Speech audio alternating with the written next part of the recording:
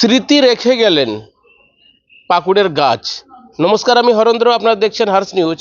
উত্তর দিনাজপুর জেলার কালিয়াগঞ্জের Fatehpur CD high স্কুলের প্রধান শিক্ষক 31শে মে রিটায়ারমেন্ট করেছেন এবং স্কুল খোলার পরে সম্বর্ধনা দেওয়া হয়। প্রধান শিক্ষক প্রসন্ন কুমার দাস তিনি জানালেন, বিগত দিনের যিনি বিধায়ক ছিলেন সোমেন রায়, তাকে বলা হয়েছিল একটি মাল্টি জিমের জন্য এবং একটি পানীয় জলের ব্যবস্থা করার জন্য।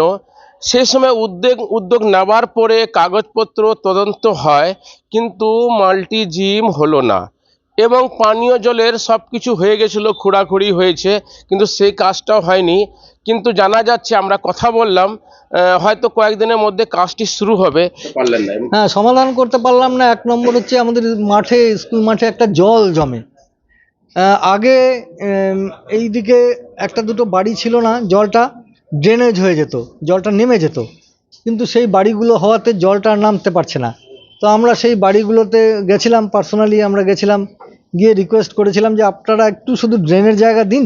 পঞ্চায়েত থেকে ড্রেনটা করে দিতে চেয়েছিল, তো তারা সেই জায়গাটা দিল না, যার জন্য ওই ড্রেনটা হয়ে গেলে জলটা কিন্তু আমাদের নেমে একদম নদীতে চলে যেত, সেইটা যেতে পারছে না। এই উদ্যোগ নিয়েছিলেন আপনি জলের জন্য, সেটা যিনি হচ্ছে তৃণমূল সরকারের আমলেই হচ্ছে, যিনি বিধায়ক ছিলেন আমাদের কালিয়াগঞ্জের বিধায়ক সোমেন রায়, তার উদ্যোগে জলের একটা ব্যবস্থা করেছিলেন। হ্যাঁ, ওনার সাহায্যে দুটো উদ্যোগ নিয়েছিলাম। একটা হচ্ছে জল, আর একটা হচ্ছে মাল্টি জিম স্কুলে। ঠিক আছে, মাল্টি জিমেরও সব কাগজপত্র জমা দিয়েছিলাম, উনি রেকমেন্ডেশন লেটার দিলেন, সব পাঠালাম। তারপর কি এক অজ্ঞাত কারণে সেটা আর আসলো না, বন্ধ হয়ে গেল। এবং এই জলের বিষয়টাও, জলের জন্য আমরা খাওয়ার জল, পানীয় জলের জন্য উনি লোক পাঠালেন, লোক আসলো, আমরা জায়গা ক্লিয়ার করে দিলাম, কিন্তু এখনো পর্যন্ত কাজটা হয়নি। আপনি তো আজকে কথা বলে দেখলেন ওনার, হ্যাঁ, হলে তো ভালো, আমি দেখে যেতে পারলাম না, এটাই। কতজন ছাত্রছাত্রী রয়েছে এবং বর্তমানে কি কি সমস্যা রয়েছে স্কুলে? এখন ছাত্রছাত্রী আমি যখন আসি তখন মোটামুটি 800-র মতো ছিল। তারপর ছাত্রছাত্রী কিন্তু একটা সময় বেশ বেড়ে গেছিলো, আমাদের প্রায় 2200 প্লাস ছাত্রছাত্রী ছিল। কিন্তু লকডাউনের পর থেকে বেশিরভাগ ক্ষেত্রে মেয়েদের বিয়ে হয়ে যেতে থাকে, মানে 9, 10, 7, 8-এর মেয়েদেরও বিয়ে হয়ে যেতে থাকে। আর ছেলেগুলো ওরা পরিযায়ী শ্রমিক হয়ে যায়, বাইরে চলে যায়, যার ফলে লকডাউনের পর থেকে আমাদের ব্যাপকভাবে মানে ছাত্র সংখ্যা কমতে শুরু করলো।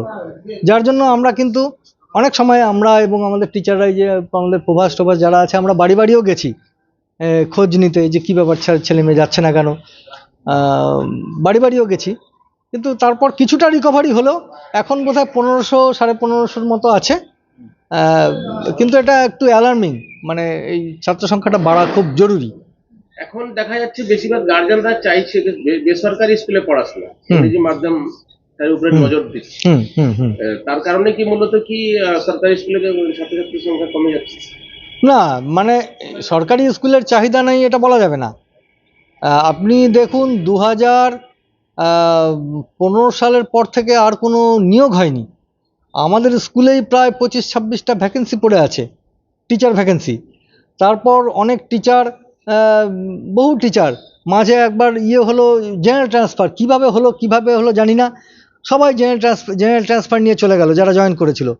মানে সেই অবস্থায় স্কুল কিভাবে চলবে, এটা তো খুব কষ্টসাধ্য ব্যাপার। স্কুল যে চালানো হচ্ছে, মানে খুবই কষ্টসাধ্য ব্যাপার। আমাদেরকে বাধ্য হয়ে সেকশন মার্চ করে দিতে হয়েছে স্কুল চালাতে গিয়ে। তো এখনও তো আমাদের নিয়োগ হয়নি। তো আমার মনে হয় সঠিকভাবে যদি নিয়োগ প্রক্রিয়া চলতো, টিচার পর্যাপ্ত থাকতো, তাহলে গার্জিয়ানদের কিন্তু মানে সরকারি স্কুলের জন্য একদম অনীহা সেটা নেই। সেই পরিকাঠামোটা সরকারই নষ্ট করেছে, সরকারকেই আবার সেই পরিকাঠামো শিক্ষক দিয়ে সব তৈরি করতে হবে। আমার মনে হয় গার্জিয়ানদের আস্থা আবার ফিরবে, এবং সাধারণ মানুষ কেন পড়বে না সরকারি স্কুলে এত সাহায্য পাচ্ছে, শিক্ষাশ্রী আছে, কন্যাশ্রী আছে, সাইকেল পাচ্ছে, তারপরেও কেন সাধারণ মানুষ সরকারি স্কুল ছেড়ে যাবে? যদি পড়াশোনাটা ঠিকঠাক হয়, পড়াশোনার মানটা ঠিকঠাক থাকে, তাহলে গার্জিয়ানরা নিশ্চয়ই যাবে না। তো সেই জায়গাটাকে সরকারকেও দেখতে হবে, এবং স্কুলে যারা টিচার আছে তাদেরকেও দেখতে হবে। শিক্ষকের ঘাটতি রয়েছে স্কুলে? ওই তো আমি বললাম 25-26টা আমার ভ্যাকেন্সি পড়ে আছে। এবার আপনিও চলে যাচ্ছেন, তার আরেকটা সংখ্যা। হ্যাঁ, প্রধান শিক্ষকের পোস্টটাও ভ্যাকেন্ট হয়ে গেল। মাস্টার সাহেব, আপনি কবে জয়েনিং করেছিলেন এই স্কুলে? 1 এপ্রিল 2004। এর আগে কোথায় ছিলেন? এর আগে আমি ছিলাম হেমতাবাদ ব্লকে পাটোর সিসি হাই স্কুল। 2004 সালে যখন এখানে আসেন, স্কুলের পরিকাঠামো কেমন ছিল আর কি কি কাজ করেছেন আপনি? আর পরিকাঠামো তখন তো স্কুল খুব ছোট স্কুল ছিল। ক্লাস ক্লাস 10 পর্যন্ত তখন ছিল আমাদের স্কুল, এবং মানে স্কুল পরিকাঠামো যেটা, সেটা অনেকটাই কম ছিল, কারণ তখন সর্বশিক্ষা মিশন এটা আসেনি। আমি যখন আসলাম তার পরপরই শুরু হলো ডিপিপি। তখন তো সর্বশিক্ষা মিশন ছিল না, তখন প্রথম আসলো ডিপিপি। সেটা আমি আসার পরপরই 2004-এ আমি আসলাম। তারপর প্রথম টাকা দিল, সেই টাকা দিয়ে আমাদের টিচার্স রুম যে তার উপরের ব্লকটা তৈরি হলো। তারপর এই সাইডে জরাজীর্ণ অবস্থা ছিল, এই সাইডটা তৈরি হলো। তারপর আস্তে আস্তে ব্লক থেকে আমাদের ওই সাইডে আমরা জায়গা কিনলাম কিছুটা, মানে দক্ষিণ সাইডে জায়গা কিনে সেখান থেকে ব্লক থেকে নিচের গ্রাউন্ডের 3টা রুম তৈরি করা হলো। তারপরে উপরের রুমগুলো আমাদের ওই সর্বশিক্ষা মিশনের টাকায় ধীরে ধীরে হয়েছে, এবং পরবর্তীতে আমাদের স্কুলের বাইরের দিকে মানে ওটাও ভেতরে, আমাদের অ্যাকচুয়ালি স্কুলের স্ট্রাকচারটা এমনভাবে হয়ে আছে মনে হয় যে ওইটা বাইরে। মানে স্কুলটাকে দুভাগে ভাগ করে দেওয়া হয়েছে, একটা মাঝখানে একটা বিল্ডিং, একটা রো হয়ে। তো ওই সাইডে আমাদের আরএমএস এর থেকেও বিল্ডিং হয়েছে, এবং পরবর্তীতে সর্বশিক্ষা মিশন থেকেও বিল্ডিং হয়েছে। না, এটা তো মন খারাপের করলেও এটাই নিয়ম আর কি। এক সময় তো আমাদেরকে অবসর নিতেই হবে, এটা তো অফিসিয়ালি। তো সব সহশিক্ষক এবং ছাত্রছাত্রীরা আমরা ভারাক্রান্ত মনে ওনাকে বিদায় জানালাম, এবং উনার আগামী দিনগুলো সুস্বাস্থ্য কামনা করি। উনি ভালো থাকুন, এবং আমাদেরকে উনি যাতে অভিভাবকের মতো মানে গাইড করে, এই আশা করি ওনার কাছে। আমি কতটুকু মিস করবেন? মিস করব, কারণটা হচ্ছে উনি এখানে 22 বছর ছিলেন, তার মধ্যে আমি অন্য স্কুল থেকে আসছি, প্রায় 11 বছর হয়ে গেল এখানে ট্রান্সফার।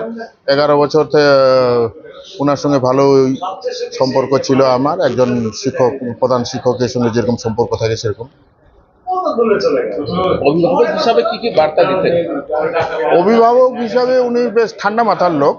উনি বিদ্যালয় পরিচালন বা একটা প্রতিষ্ঠান কিভাবে পরিচালনা করতে হয় সেই ম্যানেজ সিস্টেমটা উনি বেশ ভালো জানতেন। আমি টিচার ইনচার্জ। হ্যাঁ, বর্তমানে আমি ভারপ্রাপ্ত প্রধান শিক্ষক। আজকের অনুষ্ঠান যেটা 31শে মে হওয়ার কথা ছিল, তো 31শে মে হওয়ার কথা ছিল, কিন্তু ওটা স্কুল ছুটি থাকার জন্য আমরা আজকে করলাম। তো অনুষ্ঠান আমাদের সার্বিক খুব ভালো হয়েছে। এটা তো নিয়ম, কর্মজীবন থেকে সবাইকে অবসর নিতে হয়। আমাদের প্রধান শিক্ষকও সেটা করলেন, এবং খুব ভালোভাবেই হলো।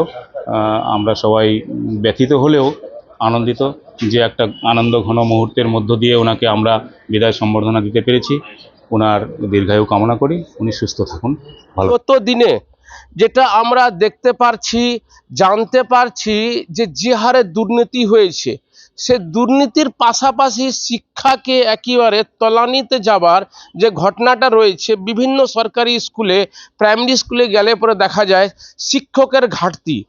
প্রায় এই স্কুলেও 22 জন শিক্ষকের ঘাটতি রয়েছে। তাহলে সঠিকভাবে ছাত্রছাত্রীদের পড়াশোনাটা করবে কিভাবে? এ নিয়ে বিগত দিনে সরকারের ব্যর্থতা ছিল। তাই আমরাও আশাবাদী এই সরকার অবশ্যই এই শিক্ষকের ঘাটতি পূরণ করবে, এবং সরকারি স্কুলে যেই সমস্ত অভিভাবকরা নিজের ছাত্রছাত্রীদেরকে, বাচ্চাদেরকে পড়াচ্ছেন স্কুলে, তাদেরও জন্য পড়াশোনা ভালো হওয়ার কথা।